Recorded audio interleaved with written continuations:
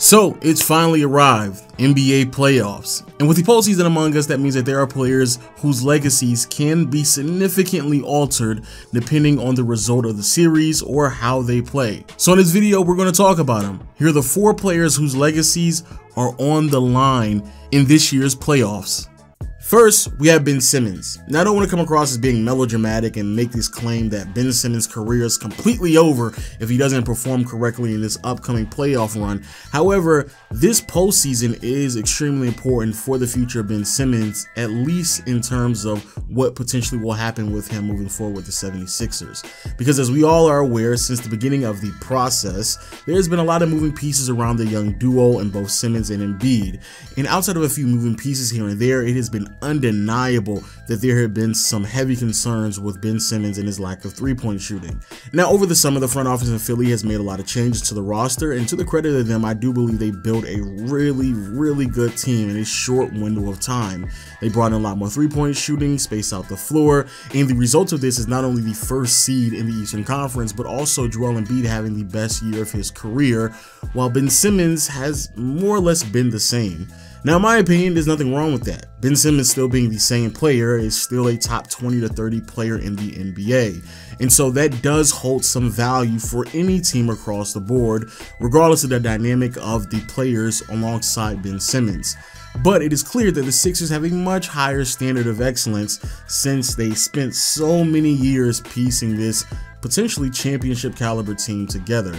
And with Simmons being the same player, that still means that Simmons lacks a lot on the offensive end. And I fear this year will be the final year that the Philadelphia 76ers roll the dice on a Embiid and Simmons duo. Heck, in the beginning of the season, there were major rumors about Ben Simmons being traded to the Houston Rockets for James Harden, and it may make it even more damning that they didn't pull the trigger on that transaction now that James Harden is out in Brooklyn playing for a Nets team that could potentially knock out the 76ers out of the playoffs.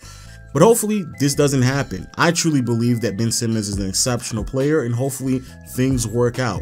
But it is something to look out for because I do believe if the Sixers don't make it to the conference finals, or even if they're not competitive in the conference finals, then there's a strong possibility that Simmons will find himself on another team, because more than likely the reason why they won't be able to compete at that level has a lot to do with the inability of Simmons in his game. Now, the next player we have to bring up is Paul George and a little bit of Kawhi Leonard. Now, looking back at Paul George's career, I must admit, honestly, it is way more impressive than I originally thought. A lot of individual awards, some team accomplishments, and statistically it's rather impressive as well. Paul George's career as an individual player is certainly on trajectory to be a Hall of Famer. However, in the playoffs is where things become a little bit more shaky, and it always wasn't this way. In the beginning of his career, Paul George made 2 conference finals appearances and went toe-to-toe with LeBron James in his prime back when he was in Miami. However, since then, Paul George's playoff career hasn't been the most successful. 4 straight first-round exits, and statistically speaking, especially in terms of his accuracy and efficiency, it has seen a significant drop in contrast to prior years and even what he normally does in the playoffs. Now, for many players that will be expected, but in Paul George's situation is slightly different. For starters, PG went out of his way to highlight how well he performed by claiming himself as playoff P. Yeah, I'm used to it. I'm used to this. Y'all ain't met playoff P yet. I'm used to it. Second thing, Paul George went out of his way to participate on a roster in which he felt was good enough to compete for a championship. This dates all the way back when he was playing for the Indiana Pacers and how he essentially forced his way out of that situation, then played with the Oklahoma City Thunder alongside Russell Westbrook. And yes, you can make an argument that that team wasn't the best fit for PG, but now he's playing for the Clippers alongside Kawhi Leonard, a situation that he not only wanted to be a part of, but also a situation that I honestly believe is good for him. Paul George is on a team where he is no longer expected to be the best player on a championship team. He's playing for an organization in a city that he wanted to play in, and most importantly, he is now on a roster that is more than competent enough to compete for a championship. But the biggest reason why I believe it is important to highlight Paul George and even Kawhi Leonard is because I truly believe that this is the best and possibly only true season in which the Clippers should be favored to make the finals. The Los Angeles Lakers, who are looking to repeat, are compromised in several different ways. The Denver Nuggets are missing Jamal Murray, who is very important to their offense. The Warriors missed the playoffs once more, and with Klay Thompson coming back next season, as well as a bunch of assets at their disposal to make some significant changes to the roster, who knows what that team is going to look like next year. And then you have young and upcoming teams such as the Utah Jazz and the Dallas Mavericks, who could be potential matchup nightmares for the Los Angeles Clippers. So that really leaves a small window of opportunity for the Clippers, which is something that we kind of already knew for this organization moving forward. So yeah, if there is a year in which the Clippers do need to win, if there is a year in which playoff P finally needs to make an appearance, it is this season. Now, my third player is Giannis Antetokounmpo. For people out there who don't know, if you follow me on Twitter or even follow me on Twitch, I did a breakdown of my bracket, and I do have the Milwaukee Bucks making it to the finals this year. A huge reason for this has a lot to do with the changes that the Milwaukee Bucks have made around Giannis within the past 12 months. They moved on from Eric Bledsoe, brought in Jrue Holiday, who I believe is a massive improvement. And offensively, if you've been watching the Milwaukee Bucks all throughout the regular season, you will see that there have been some diversity in the offensive schemes from head coach Mike Budenholzer. But regardless of those changes, it has been proven numerous times that Giannis can play at an MVP level. And this year, honestly, it was no different. Once more, Giannis played at an all-time high during the regular season on both ends of the floor. But that honestly isn't the question for Giannis at this point in his career. Now we have to ask the question, how far can his play get the Milwaukee Bucks in the playoffs? And what's even more interesting about this postseason run is that the Milwaukee Bucks are going to have the toughest road to the finals, which would make this postseason run even more impressive if the Bucks find themselves in the NBA Finals.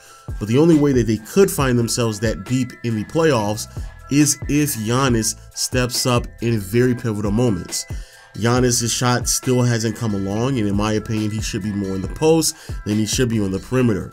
The free throw shooting is still very sketchy for me, and I honestly don't know if I trust Giannis down the stretch because he will get hacked. But most importantly, will the decision making from Giannis become even better? Because they will definitely sag off Giannis, attempt to build a wall, and force Giannis to be a playmaker. And when Giannis sees those type of defensive schemes, what will be his decisions? Now, similar to Ben Simmons, I'm not going to act as if if Giannis doesn't make the finals this year, then his entire career is ruined, because of course he's still young. However, it is still very important to highlight all of the moves and changes to the roster that the Milwaukee Bucks have gone out of their way to make that best suits Giannis.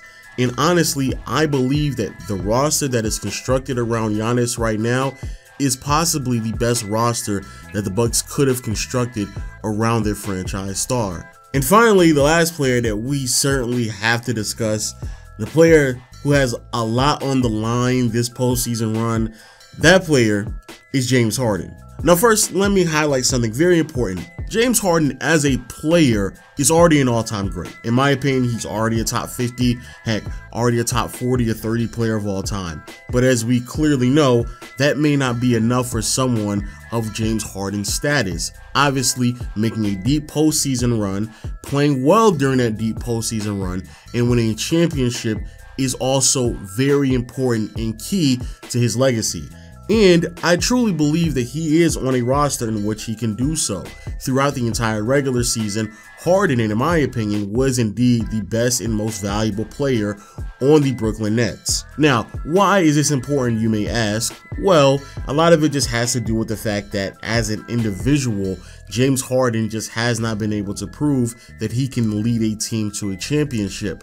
But I believe that this playoff run could still be that run that proves that, mainly because I believe that, again, Harden is still the most valuable piece and arguably the best player on this roster. However, even if the Brooklyn Nets win a championship, I don't really think anyone is going to put that much equity and value on a championship that Harden will receive if he performs poorly, if he just gets carried, or even if there are pivotal moments down the stretch of games where he's missing shots and Kevin Durant or Kyrie Irving has to bail him out. I personally just don't believe that that championship will hold that much value in contrast to other all-time greats that James Harden finds himself comparable to. But what certainly doesn't need to happen are the Brooklyn Nets, a team constructed of 3 all-time great scorers being pieced together, and they don't even make it to the finals. Now, if you follow me on Twitter, you already saw my bracket, then you already know that I believe the Brooklyn Nets are going to lose in the second round to the Milwaukee Bucks anyway. So yes, I get it. For me, it may not be the biggest upset in the world if they do lose, but I know for a fact that there are several people who have them favored. And also, I know if you are a player who forced your way out of an organization that basically gave you multiple teams that you could have won with, and you put yourself in a situation where you no longer are competing for a championship due to your poor performances, even when you force yourself on a team with 2 other all-time great scorers and you are heavy favorites, then yeah, it's just not going to work out in James Harden's favor. But with that being said, people, please let me hear your thoughts in the comment section below. Some of the storylines, your expectations. Who do you believe will win a championship when it's all said and done? Also, make sure you follow me on Twitter. That's where I give all of my live updates. It doesn't matter if it's the predictions, my reactions to the playoff games, or also sometimes I'm live on Twitch. I go live on an app called Locker Room. Make sure you follow me on Twitter so you can be updated on any and everything. And until next time, I'll see you all later. Peace.